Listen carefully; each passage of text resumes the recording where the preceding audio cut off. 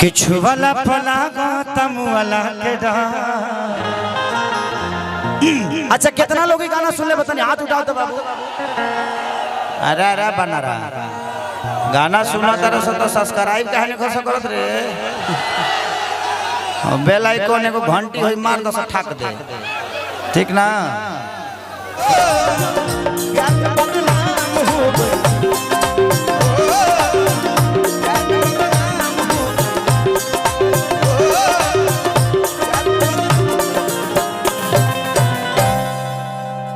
आई हम ज्यादा समय ना ले बड़े भैया खेसारी लाल जी मंच पे विराजमान वाली स्वागत बा। ए दीपक दिलदार के नमस्कार हमारा तरफ शुभकार गरीब भैया प्यार स्नेह बन रहे और एक बार जोरदार ताली। और जिसका इंतजार था वो घड़ी अब आ गई है, उस शख्स का आगमन हो चुका है।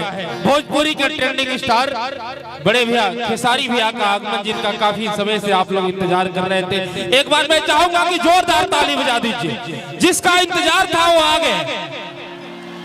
बहुत बहुत धन्यवाद। अभिवादन के लिए मैं खेसारी भैया को मंच पर बुलाता हूँ और कृपया आप लोग मंच को खाली कर दे। पीछे चले कृपया मंच को खाली कर पीछे होइए। अब यहाँ पे तांडव होगा साइड में होने का।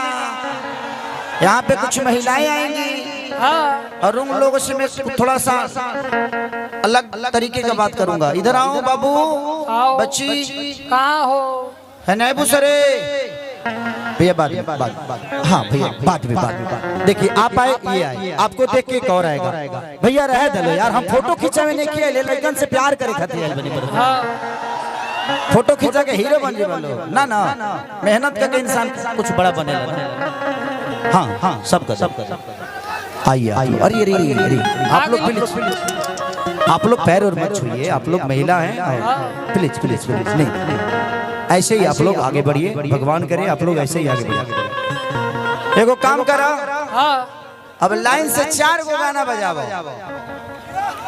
एगो टेंगे टेंगे अभी आज जो रिलीज भइल बा किछु वाला पलागा तम वाला के अच्छा कितना लोग गाना सुन ले बतानी हाथ उठाओ तो बाबू। अरे अरे बना रहा गाना सुना तरह से तो सब्सक्राइब कहने को करत रे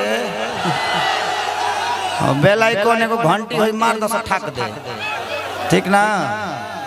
लगा दो विजय भाई एक नंबर कहाँ से उठा ली ला रोड पर मिलल है कहाँ इनका के कुर्सी। अरे बाप तरकी पे चढ़ा दिया। अभी करा का पता बा कि बिहार में सब बंद बा। इकरा महसूस नहीं खे हो कोनो बात नहीं। एक नंबर इनका क्या स्थान दिया इनकर समाधि दे दलो कहीं ले जाके। यहाँ के नीतीश चाचा यहाँ के कुर्सी न टुन टुन खेसारी करे ने गोहारी हो लाज बचाता है मैया हमारे लाज बचाता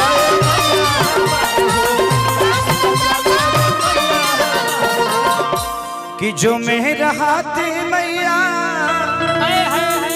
तो हरे पाँव के पजनिया।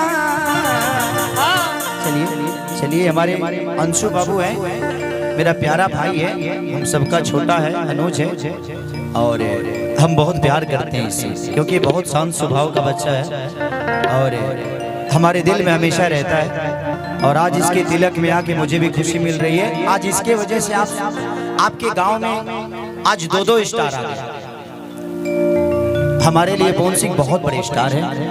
मैं इस गांव का बेटा हो सकता हूं लेकिन वो इस गांव के बेटा नहीं बल्कि एक स्टार के तौर पे हम सब भाइयों को प्यार देने के लिए आए थे। एक बार फिर से पवन भैया के लिए जोरदार ताली बजाइए आप सब। ये जिंदगी में ठीक है बात तो होते रहेला वो हमारे के खुद ही हम उनका के खुद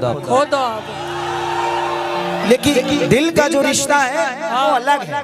लड़ाइयाँ अलग होती है लेकिन दिल का जो रिश्ता होता है वो अलग होता है।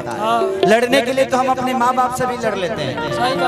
लड़े खातिर के अपना मेहरारू से ना लड़े लगे ऐसा थोड़ी वजह छोड़ देला। लड़िए लड़ने में प्यार है। आपको आपके नई जिंदगी की शुरुआत के लिए बहुत सारी शुभकामना। भगवान आपको ऐसे ही और आने वाली हमारी जो बहू है उसको भी ऐसे ही ऊर्जवान बनाए रखे और ये पूरी परिवार एकदम फूल की तरह खेलता रहे। मैं दुआ ही दे सकता हूँ, आशीर्वाद नहीं, बल्कि मैं तो खुद ही एगो वही आदमी है। अब हम पंडित जी के आशीर्वाद देवे लगे तब पापे न हो। हमनी के तो हमेशा आशीर्वाद ले ले बनी जा, वही लोग हमनी का आशीर्वाद दे सकिले जा ना। हमारा संगे को रहे हो बाबा अभिषेक बाबा, उनका नाम है पवन पांडे, बहुत बढ़िया आदमी रहे हो, नहीं रहे पहले जैसा। भीमवा के जीजा कि जो मेरा हाथ मैया अरे पाँव के पजनिया तो क्षमा को उठाते मैया तो क्षमा